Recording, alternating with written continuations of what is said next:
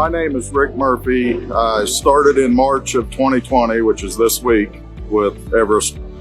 I've been in the roofing industry since 1998. I started my own business, ran it up until recently, doing all sales, application, the mechanics, the whole 9 yards. Started using Everest products when he started manufacturing back 5 or 6 years ago. Fell in love with them. They've been the best products we've ever used over the years. And I'm not a salesman, so that's true statement. I bring 22 years of experience on the application side, so I always did all my own testing, no matter whose products we were using. Always did my own testing because some things in different areas don't work exactly the way the manufacturers say they will.